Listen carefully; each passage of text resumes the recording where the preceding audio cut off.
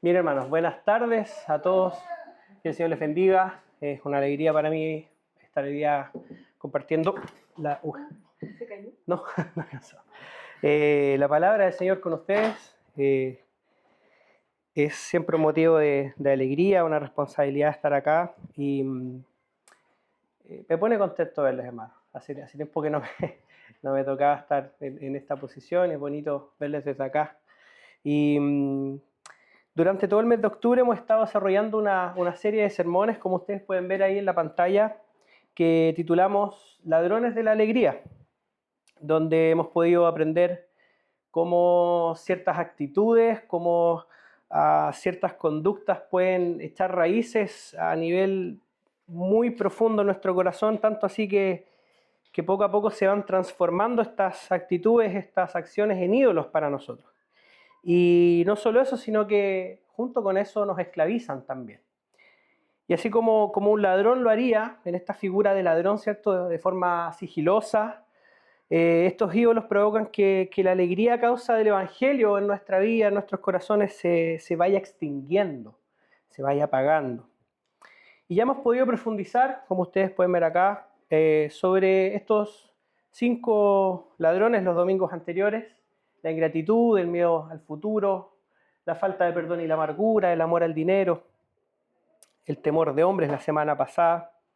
Y el día de hoy vamos a continuar con un ladrón que, al igual que los anteriores, no se trata meramente de actos externos, sino que se trata de deseos desordenados del corazón, que prometen placer, pero que terminan robándose la alegría espiritual y la comunión con Dios.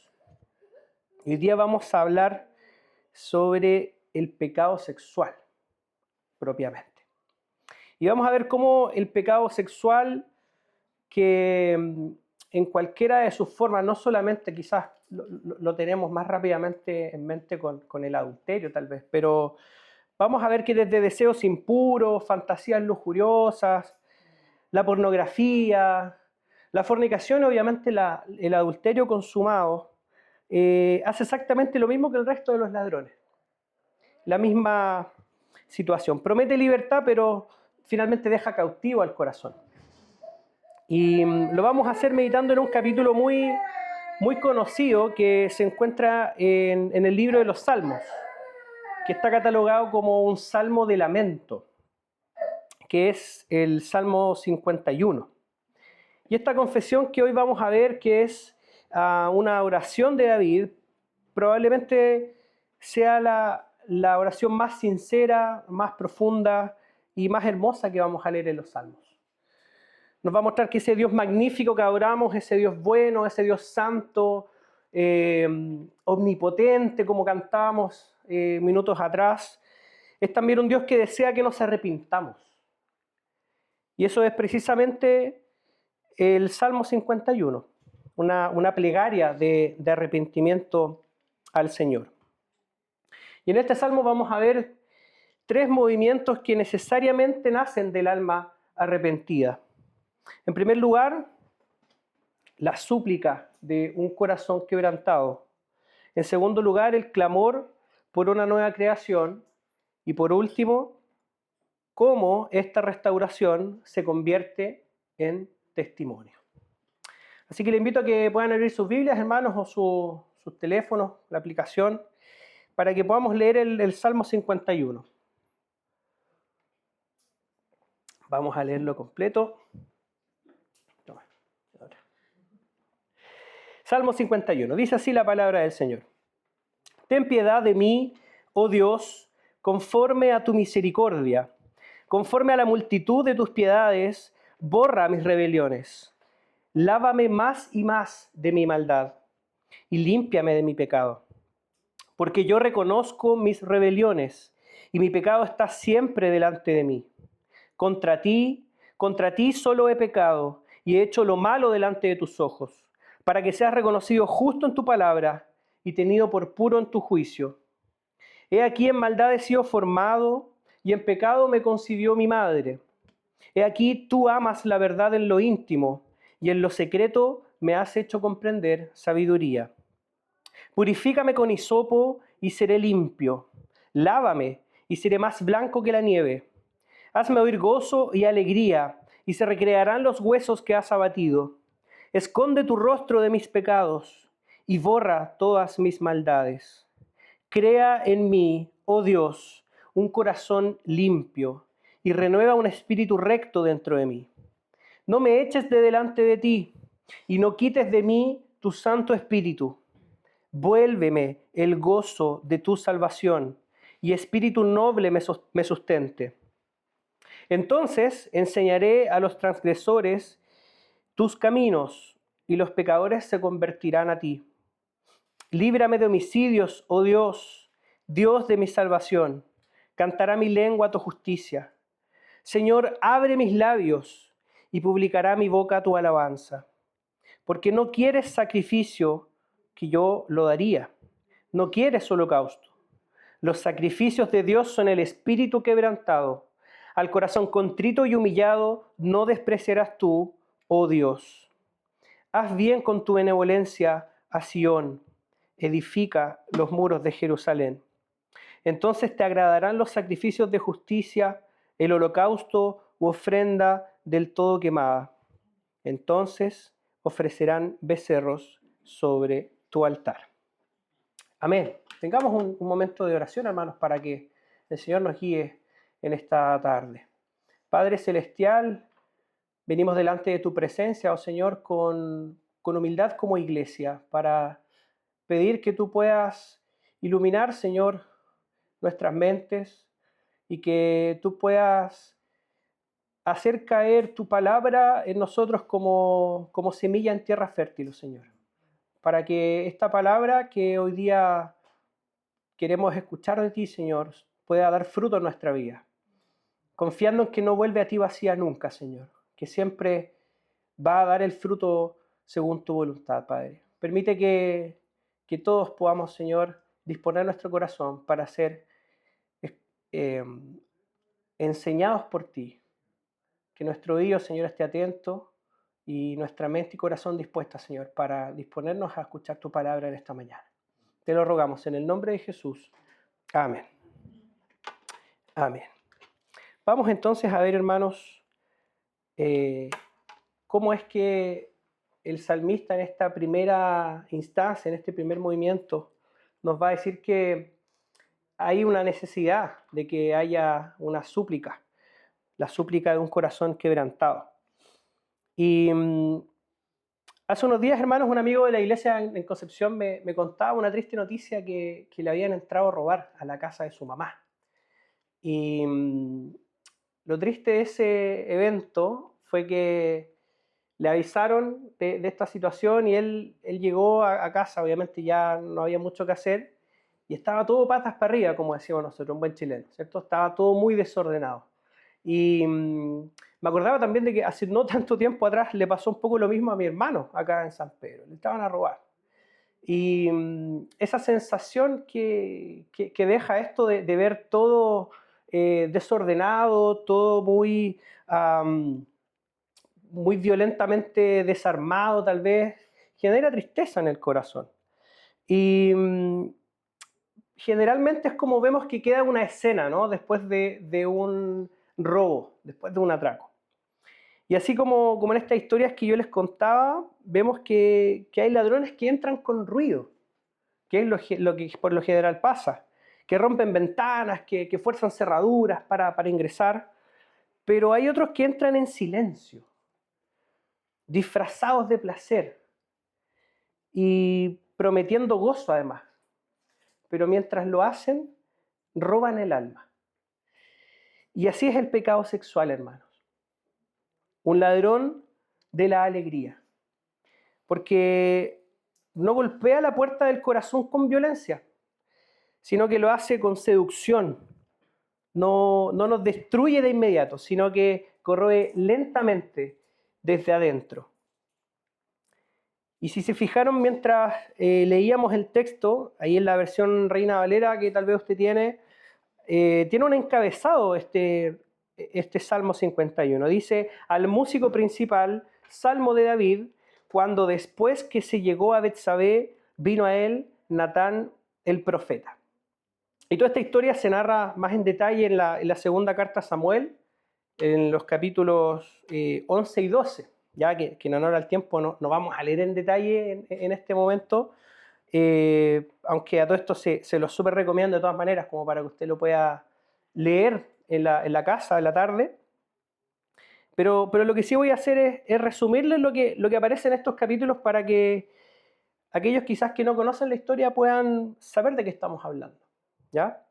Y el capítulo 11 de Segunda de Samuel nos muestra que David era el rey de Israel y en ese momento en particular estaba peleando con otros ejércitos.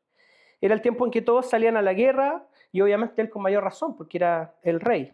Pero David no salió. La Biblia nos cuenta que David no salió. No sabemos si fue de ocio, de flojera. La Biblia en verdad no nos da esa información, no lo vamos a especular, pero ¿qué hizo mientras deambulaba, mientras estaba tal vez medio aburrido por la terraza de palacio? Vio a lo lejos a una mujer muy hermosa, dice la Escritura, que se estaba ahí bañando, y David la miró y la codició. Y mandó a su sirviente a preguntar quién era ella. Y sus siervos le dijeron, Señor, ella es Betsabé, la mujer de Urías. Eso es lo primero que le dicen. Entonces, fíjense la advertencia de los siervos. Es la mujer de Urías. Así como diciéndole implícitamente, esta mujer ya está ocupada, rey. No hay chance ahí de que usted pueda quizás pensar otra cosa. Pero como era el rey, tenía el derecho de hacer lo que quisiera, le dice a su siervo, tráiganla, da igual. Y ahí David toma a Betsabé y tiene relaciones con ella y finalmente Betsabé queda embarazada. Y cuando Betsabé se embaraza, David hace todo lo posible por ocultar su pecado. Primero manda a llamar a Urías y le dice que se vaya a su casa para que pase tiempo con su esposa, pues ya estaba en el contexto de guerra, y obviamente con la idea que tuviera intimidad con su esposa para que pareciera que ese hijo era de él. Pero le va mal porque Uriel le dice, pero rey, ¿cómo voy a estar haciendo eso yo si mi gente está peleando, mi gente está arriesgando su vida en la batalla? No puedo hacer eso. Entonces después lo vuelve a llamar. Y en esta segunda vez que lo vuelve a llamar lo emborracha, dice la Escritura.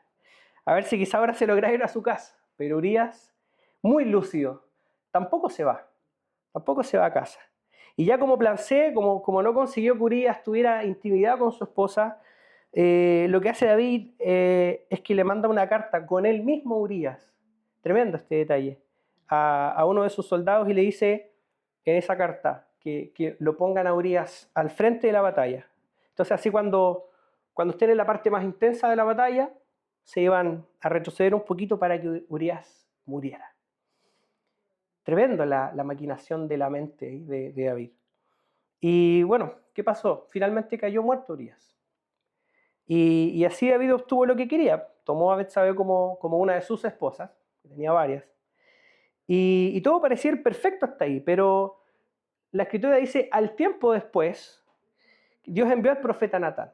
¿Ya? Y esto lo vamos a ver en otro capítulo, en el 12.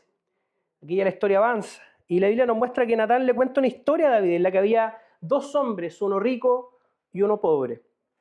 Donde el hombre rico tenía muchas ovejas, tenía muchas vacas, y el pobre solo tenía una corderita, dice la palabra, que había cuidado con mucho cariño. Era casi como que fuera su mascota. ¿Sí? Dormía con ella, le gustaba mucho, le daba mucho amor, pasaban mucho tiempo juntos. Y dice Natán que cuando este hombre rico le llegó una visita a su casa, en vez de mandar a matar a una de sus ovejas, a una de sus vacas, de las muchas que tenía, dice que le quitó a ese hombre su pobre ovejita, la única que tenía. Mandó a matar a esa ovejita. Y David cuando escucha esta historia, obviamente que se enfurece a mil, pues dice, oye, pero ese hombre desgraciado que tiene que morir. Y ahí es donde Natán le dice, ese hombre, David, ese hombre eres tú. Y recién ahí a David como que le cae la teja. Recién ahí David se da cuenta que el pecado que él había cometido era muy profundo. David entendió la profundidad de su pecado. Y no era solo un pecado, tal vez uno dice su pecado y tal vez pensamos que era como solo uno, pero en verdad David había quebrantado 4 de los 10 mandamientos, hermano. En toda esta artimaña que él hizo.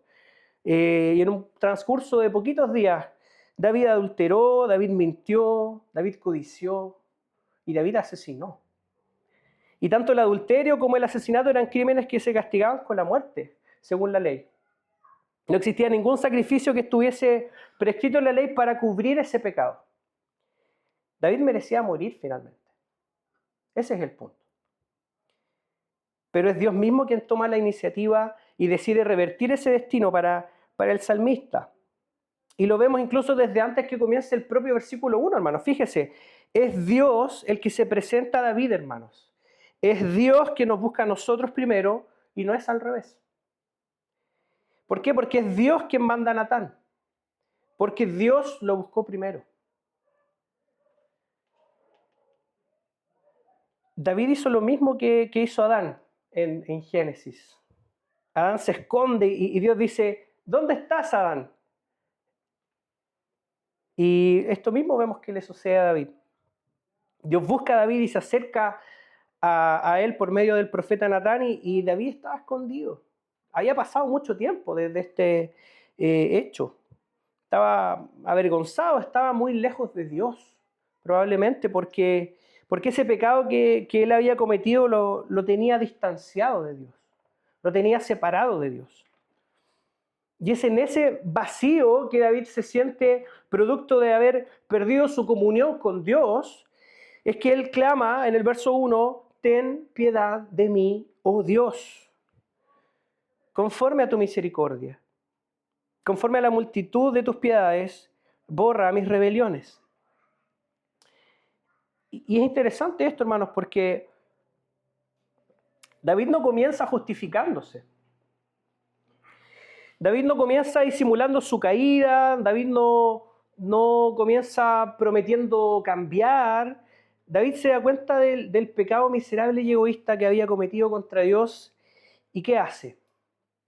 Lo primero que vemos en el texto es que David apela a las misericordias de Dios.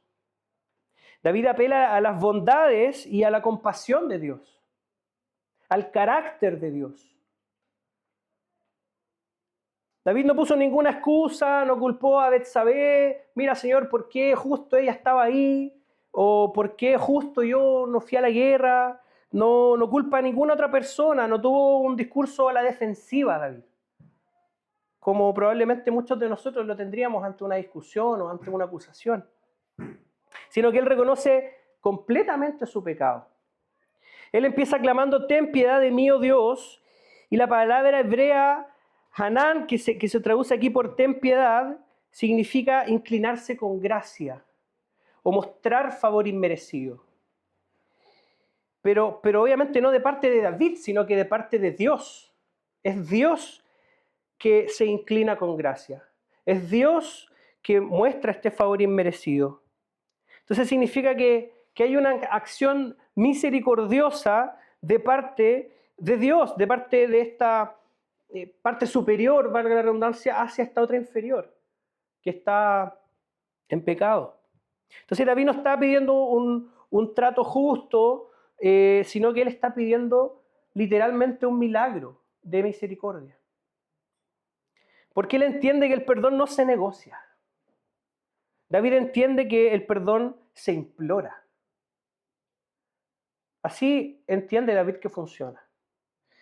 El pecador no negocia su perdón. El pecador suplica el perdón. Porque entiende su condición. Entonces, si hemos abrazado algún pecado sexual, si tal vez hemos caído en algún pecado sexual, de los que tal vez yo ya mencionaba, entre otros, no necesitamos excusa, hermano. Necesitamos que el favor inmerecido de Dios se incline hacia nuestra indignidad. Eso es lo que necesitamos. Porque Dios no te exige limpiarte antes de acercarte. Te limpia cuando tú te acercas a Él. Y el versículo 1 sigue después de una manera hermosa. Dice, conforme a tu misericordia, conforme a la multitud de tus piedades, borra mis rebeliones. La base para apelar al perdón de Dios, hermanos, es su propia misericordia. Es la propia misericordia de Dios, que es la misma que manifiesta en Éxodo, por ejemplo. En el capítulo 34, verso 6, cuando le dice a Moisés, Jehová, fuerte, misericordioso y piadoso, tardo para la ira y grande en misericordia. David pide que el Señor borre sus rebeliones, que las elimine del registro. Y eso es justamente lo que la profundidad de esta palabra significa, hermanos. Es literalmente borrar completamente un escrito. Así como que si nunca hubiese existido. No sé si existirán todavía, pero me acuerdo que en la básica había unos lápices tipo pasta que tenían una goma atrás. De repente uno en la prueba como que marcaba una, se equivocaba después. Pedía la revisión, borraba, marcaba otra. Se daba eso. ¿Ah? Y bueno, no sé si existe todavía, probablemente ya no. Se me cayó el carnet, discúlpeme el ejemplo, pero así funciona. Eso es lo que el salmista nos está queriendo transmitir acá. Literal, un papel que tenía una raya y que ahora ya no la tiene. Y que está como casi que más nuevo que como estaba de fábrica. Eso es lo que Dios promete en Isaías, hermanos. Capítulo 43, verso 25. Si tiene ahí su Biblia, lo puede buscar. Cuando Isaías dice, Dios dice en Isaías, yo soy el que borro tus rebeliones por amor de mí mismo. Yo soy el que borro tus rebeliones, no por algo que tú hubieses hecho, sino que por amor de mí mismo. Y no me acordaré de tus pecados. Y el pecado sexual como el de David, sin dudas, hermanos, deja huellas. Sin duda el pecado sexual en la vida del creyente deja huellas. En la mente, en la conciencia, inclusive en el cuerpo. Pero el glorioso Evangelio nos dice que Cristo Jesús, el Cordero de Dios, borra incluso los rastros del pecado. Tal es el poder de Dios que no nos minimiza, no minimiza eso, sino que los borra de frentón. Y es la misma idea con la que David continúa en el Salmo y dice, lávame más y más de mi maldad y límpiame de mi pecado. Y aquí este acto de lávame más y más se refiere al acto de refregar una ropa, una tela, hasta que ya quede blanca o sin mancha. Me acordaba de mi abuela, ahí con la batea, metiéndole la escobilla, el jabón Popeye. Y esa es la idea, como de lavar esa ropa a ese nivel de fuerza, como para que esa mancha de la ropa ya no exista. David está pidiendo un lavado profundo, hermano, no un lavado superficial, no más de 7 minutos ahí, en la lavadora. Es un lavado profundo porque el pecado sexual no se limpia con tiempo, no se limpia con fuerza de voluntad. Necesita de un lavado profundo y constante de la gracia de Dios. No es tan fácil zafar de esas marcas del pecado. Y Pablo lo afirma en Tito, cuando en Tito 3, verso 5, dice, nos salvó no por obras de justicia que nosotros hubiésemos hecho, sino por su misericordia, por el lavamiento de la regeneración y la renovación en el Espíritu Santo. Solo la sangre de Cristo, querido hermano, solo la sangre de Cristo puede alcanzar esas manchas que tu vergüenza no puede borrar. Es la sangre gloriosa de Cristo la única capaz de alcanzar esas manchas que tu vergüenza te impide borrar. Y además de pedir con humildad, vemos que David reconoce sin ninguna excusa. Fíjese cómo avanza después en el verso 4. Dice, contra ti solo he pecado y he hecho lo malo delante de tus ojos, para que seas reconocido justo en tu palabra y tenido por puro en tu juicio. todo pecado sexual, antes de que sea un daño a un tercero, un daño a otro, es una ofensa primeramente directa contra Dios. Tome nota de esto. Todo pecado sexual, antes de ser un daño a otro, es una ofensa directa contra Dios.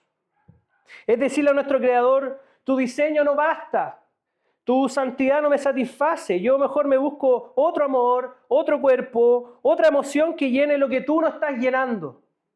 Eso le estás diciendo a Dios con esa actitud. Y eso, hermano, la palabra dice que es idolatría.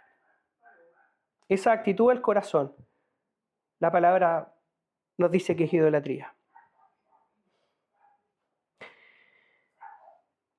Y en la misma línea, la pornografía, la fornicación, la infidelidad, la homosexualidad, todas las cosas que puedan ser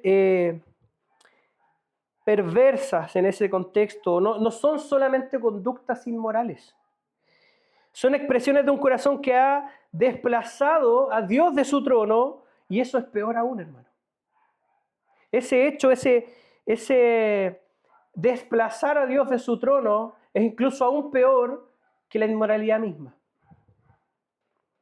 Entonces vemos que el primer paso hacia la libertad no es luchar solo contra la conducta o solo con la fuerza de voluntad, sino reconocer la ofensa espiritual que hay detrás. Esto es mucho más profundo, hermano. Antes de fallarle a tu esposa, antes de fallarle tal vez a tu prójimo en este contexto, tú le fallas a Dios primeramente. Y si no reconocemos que es a Dios a quien ofendemos primero cuando pecamos contra alguien, entonces esos esfuerzos de autojusticia, esos esfuerzos de trabajar nuestra propia voluntad no nos sirven de nada. Y vemos acá que la palabra que se traduce aquí como pecado en el versículo 4, literalmente significa errar al blanco. ¿Sí? Cuando jugamos ahí con los darditos y generalmente nunca le damos al centro, siempre va por fuera de nuestro dardo, así es el pecado. Y eso significa literalmente esta palabra, errar el blanco. Y el pecado sexual es exactamente eso, hermano, es errar en el propósito de nuestro propio cuerpo. Es errar y usar el don de Dios fuera del diseño de Dios mismo. Porque usted bien sabe que el cuerpo y la sexualidad en plenitud fueron creados para reflejar la fidelidad y la unión del pacto de Dios con su pueblo. Por eso está la idea del matrimonio. Eso es lo que Dios quiere reflejar. Ese es el diseño divino. Entonces el pecado sexual no solo destruye solamente el cuerpo, sino que la imagen de Dios a la que tú fuiste llamado a reflejar, también la destruyes.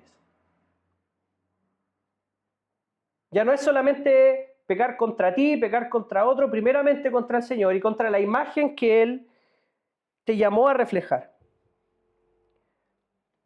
Entonces, hermanos, todas estas conductas que hemos podido medianamente resumir, el adulterio, la pornografía, la fornicación, la homosexualidad, en general, todo pecado sexual. Y lo voy a quizás repetir constantemente para que vea que no es solamente uno. Todos estos pecados, hermanos, son expresiones de un corazón que ha cambiado el blanco. Cambió la puntería donde tenía que ir. Y todos estos pecados en el fondo usan el regalo de Dios, lo que Él nos dio, fuera de su diseño original. Y buscamos satisfacción donde en verdad solamente hay sombra. Así de nefasto es esto. Y Jesús lo confirma en Mateo, cuando habla acerca de las bienaventuranzas, Mateo 5, versículo 28, cuando dice, cualquiera que mira a una mujer para codiciarla, ya adulteró con ella en su corazón. Entonces tal vez usted pudo haber leído este salmo y haber dicho, ya, pero en verdad yo creo que voy a estar lejos de caer tan bajo como cayó David, porque mi matrimonio está bien, no me siento tentado quizás con otras mujeres, con otros hombres. Y tal vez vemos como que eso fuera algo muy lejano, pero Jesucristo va más allá y nos dice, el problema no está en eso externo, está en lo interno, está en tu corazón. Entonces no es solo un acto, hermano, es una adoración desviada finalmente, desde el corazón. ¿Por qué? Porque el pecado sexual es idolatría de uno mismo, finalmente. Y como todo ídolo, nos va a prometer alegría, pero ¿qué hace? ¿Qué hace finalmente? Se la termina robando. Se roba esa alegría que promete. Y el verdadero arrepentimiento no solo requiere esto que vimos recién, ¿no? La súplica de un corazón quebrantado. No solamente requiere ese paso inicial, sino que también requiere el clamor por una nueva creación. Fíjese la diferencia del corazón acá. Primero está roto ese corazón, está corrompido, pero lo alumbra un haz de luz, la gracia de Dios. Es Él acercándose a ese corazón. Y luego ese corazón, fíjense cómo agrietado empieza a florecer, a dar fruto, a arreglarse medianamente. Cuando David dice ahí en el versículo 7, purifícame con hisopo y seré limpio, lávame y seré más blanco que la nieve. Ahí él está hablando de un rito ceremonial de limpieza, ¿sí? Que existía en el pueblo. Un rito ceremonial con sangre, propiamente. El hisopo se usaba para eso, para rociar, por ejemplo, al leproso que había sido sanado, o por ejemplo, le rociaba a quien era perdonado en el templo. En otros contextos se ocupó, por ejemplo, para pintar dinteles de las puertas. Vemos en la figura del hisopo. Era un símbolo de restauración pública, finalmente, donde esta persona que estaba en una condición impura volvía a ser declarado limpio. Entonces vemos que David no solo quiere perdón, sino que él quiere ser restaurado a la comunión, finalmente. Es mucho más profundo que solo pedir perdón. ¿Por qué? Porque él había sido apartado de esa comunión. Porque el pecado sexual no solo hiere la conciencia, hiere también la comunidad, hermanos. Esta es una implicancia gregaria muy interesante. Porque el pecado sexual no solo destruye la confianza de la persona, sino que también rompe la adoración. La adoración personal, pero obviamente esa adoración personal va a afectar nuestra adoración comunitaria. Y David vemos que pide algo más profundo. Empieza a avanzar el Salmo y en el verso 10 dice, crea en mí, oh Dios, un corazón limpio y renueva un espíritu recto dentro de mí. Y que cuando dice crea en mí, esta palabra, hermanos, que David utiliza es la misma palabra, es el mismo verbo que se usa en el Génesis para cuando Moisés dice, en el principio creó Dios los cielos y la tierra.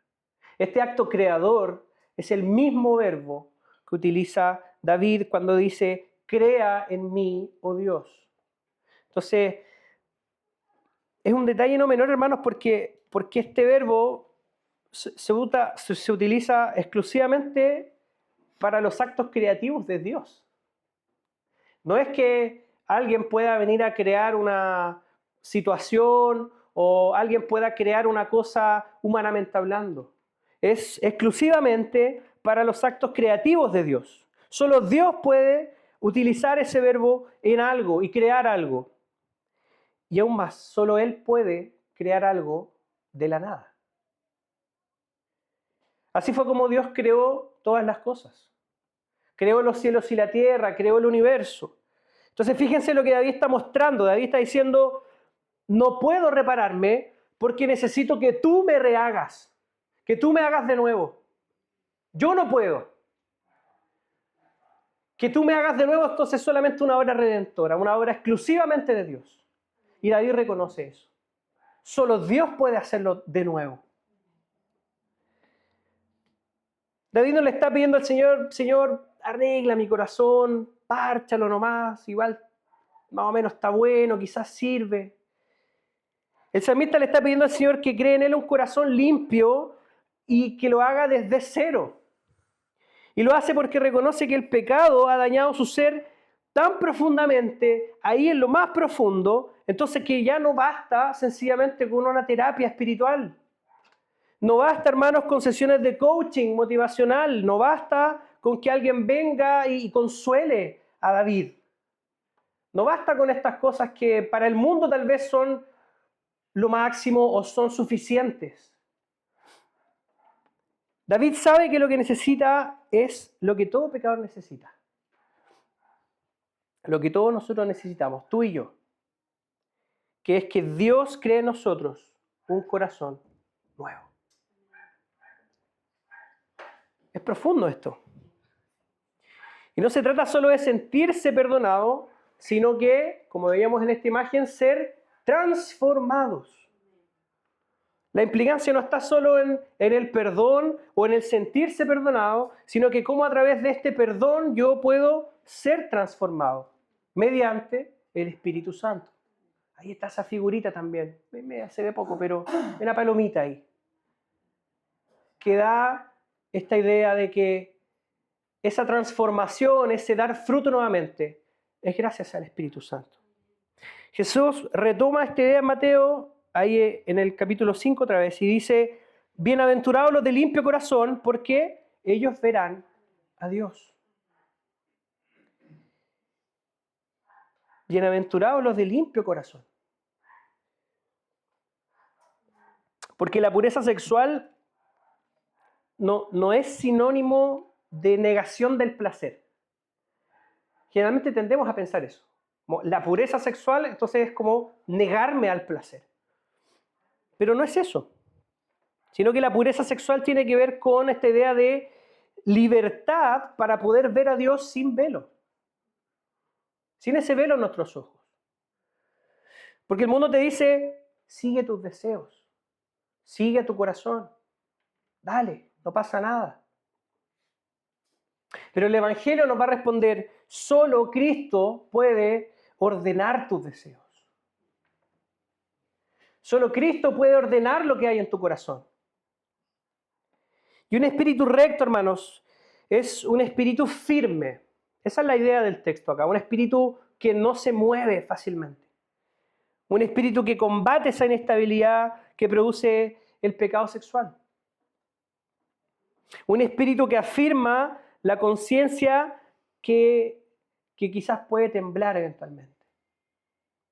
Un espíritu que une a un corazón dividido, como lo veíamos ahí. Ese espíritu que une esas piezas.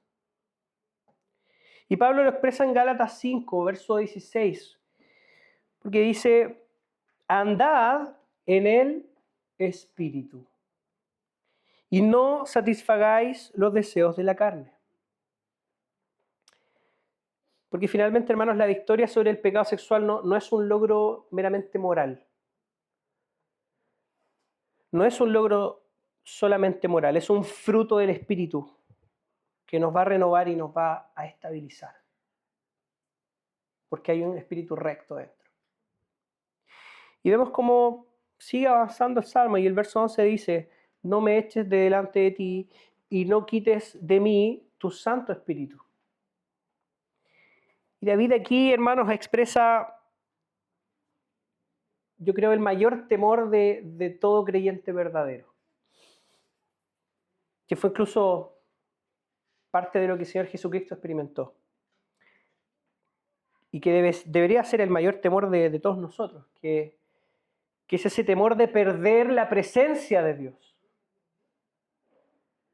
Eso está diciendo acá David cuando le dice que no me eches de delante de ti, que no le quites su Espíritu Santo. En el hebreo literalmente le dice, no me eches de tu rostro.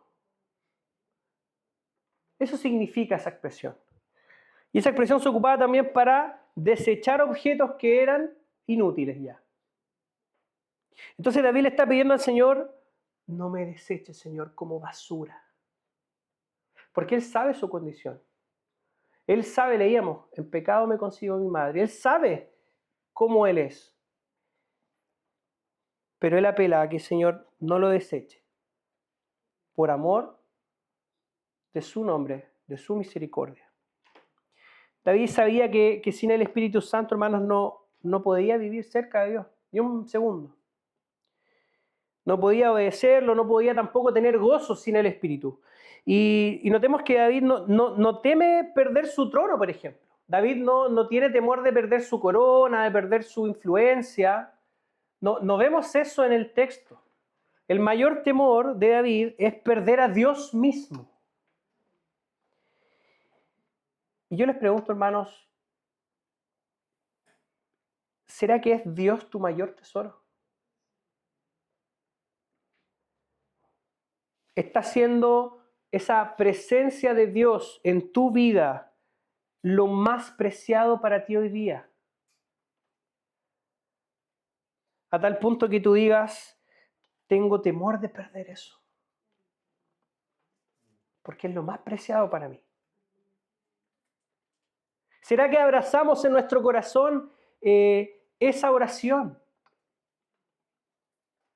¿Será que para nosotros es un real miedo? Vivimos tal vez conscientes de eso.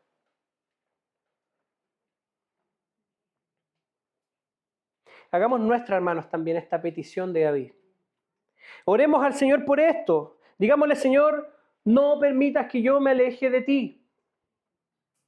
Señor, no me quites tu cercanía. Señor, no me quites tu consuelo. Señor, no me quites tu luz. ¿Cuántas veces, querida iglesia, oramos así?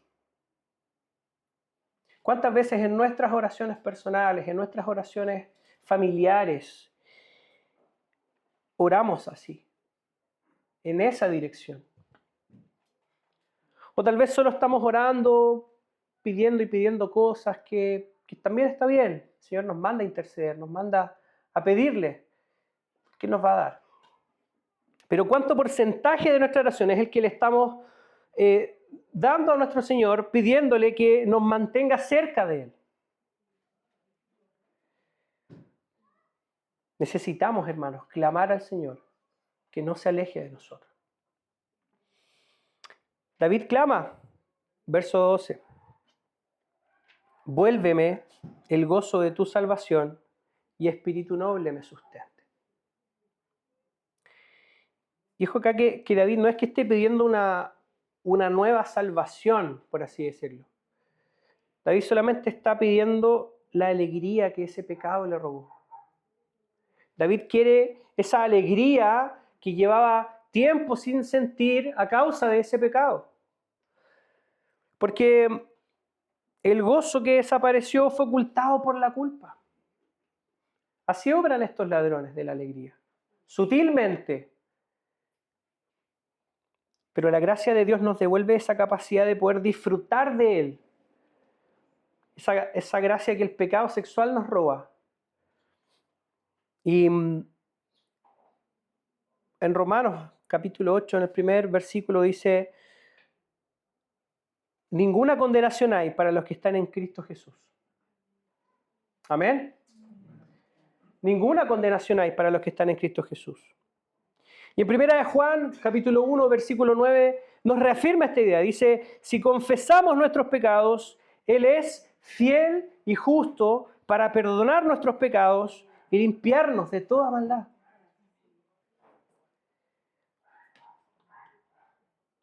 Abracemos estas verdades, hermanos. Por último, el verdadero arrepentimiento no solo requiere la súplica de un corazón quebrantado, no solo requiere además ese clamor por una nueva creación, por un nuevo espíritu, sino también requiere que la restauración que Dios inició primeramente en nosotros se convierta necesariamente en testimonio.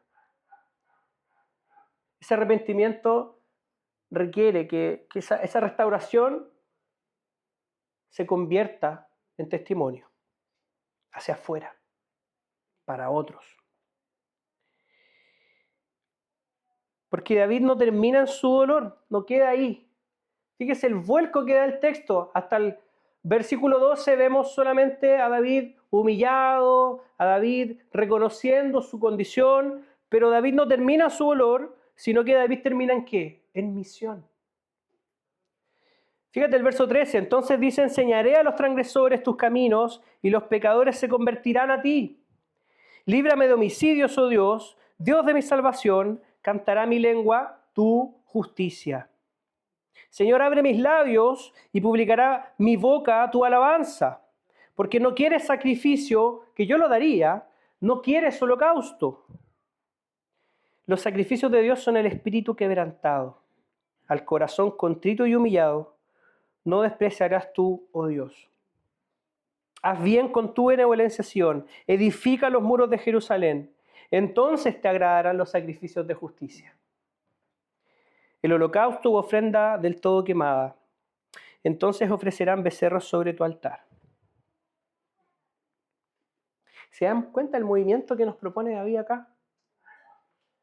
Ese cambio de ya una vez que reconoce y es vuelto a su gozo, la respuesta natural no es otra más que ir hacia afuera. El pecador que fue restaurado, hermano, necesariamente se convierte en testigo. Es el resultado natural de quien fue lavado. Ese resultado natural es transformarse en un instrumento de gracia para otros que han caído también. Es como una especie así como de economía circular, ¿no? Donde Dios no desperdicia un corazón quebrantado. ¿Por qué? Porque lo usa como evidencia viva de su propia misericordia, para bendición de su iglesia y para gloria suya, por sobre todas las cosas. Por ejemplo, así fue con Pedro, después de que negó a Jesús 3 veces. ¿Se acuerdan de ese pasaje? Canta el gallo, ¿cierto? Y Pedro niega a Jesús 3 veces. ¿Pero qué hace Jesús? Restaura a Pedro. Pedro fue restaurado y enviado, y Jesús, ¿qué le dice en Juan 21:17? Le dice, apacienta mis ovejas. Cristo le da una misión a Pedro. Después de que lo restaura, después de que Él le ha vuelto a brindar el gozo, Él le da una misión.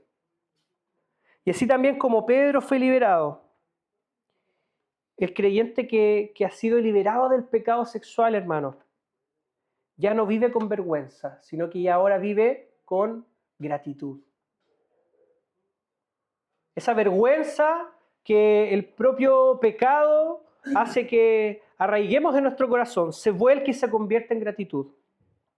¿Por qué? Porque el Evangelio convierte la culpa en testimonio. Es el Evangelio de Cristo Jesús el que hace este cambio, que convierte la culpa en testimonio, convierte la caída pasada en un ministerio, convierte esa herida profunda en una herencia espiritual. ¿Por qué, hermanos? Porque la gracia siempre va a brillar más fuerte que la culpa.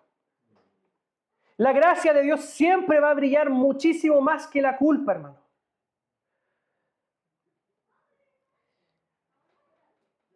¿Se dio cuenta cómo a través de este salmo también hemos podido palpar la obra redentora de Dios? De principio a fin. Es el Padre tomando la iniciativa y perdonando. Es el Hijo siendo esa ofrenda que limpia.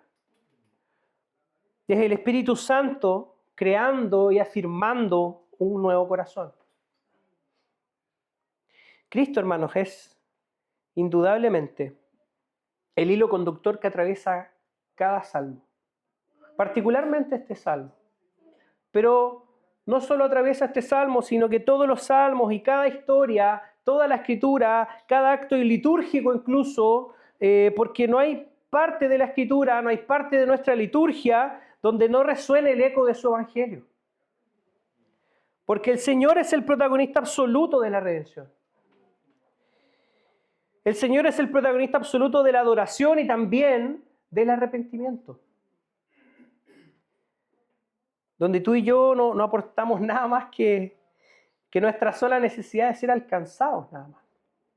Es todo lo que nosotros aportamos en esta ecuación. Y donde nuestra respuesta no debe ser más que caer de rodillas, hermanos, y dar gloria y alabanza al único que es digno de ello. Esa es nuestra respuesta frente a esta bondad. Entonces, ya para ir concluyendo, para ir cerrando, hermanos, el pecado sexual promete placer, ciertamente, pero nos roba la paz. El pecado sexual promete libertad, pero nos deja cadenas. Nos promete alegría, pero nos roba la comunión.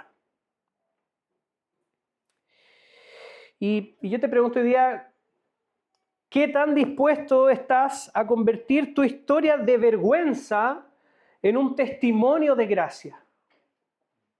¿Qué tan dispuesto estás hoy día a abandonar esa historia de vergüenza a causa de la culpa de tu pecado? ¿Y qué tanto estás dispuesto hoy día para transformar eso en un testimonio de la gracia de Dios a otros? Si tal vez hoy día el Señor te ha confrontado con algún pecado, si tal vez hoy día tú te sientes inmundo, te sientes inmunda a causa de tu maldad, si tal vez sientes que quizás ya es demasiado tarde para ti, porque sientes que ya no hay una esperanza de restauración, quizás ya la embarraste, quizás nadie sabe, solo tú sabes, solo el Señor sabe. Y quizás tú sientes que no hay mayor esperanza para restauración en medio de tu vida, porque constantemente vas en un bucle de vergüenza, culpa, y eso te aparta del Señor, y dejas de orar, y dejas de leer su palabra, y te sigues en un círculo vicioso. Déjame decirte, hermano, que la justicia de Dios, esa misma que recibió David, siendo merecedor con toda justicia de la muerte, esa misma justicia es imputada a nosotros cuando ponemos nuestra confianza en Cristo Jesús.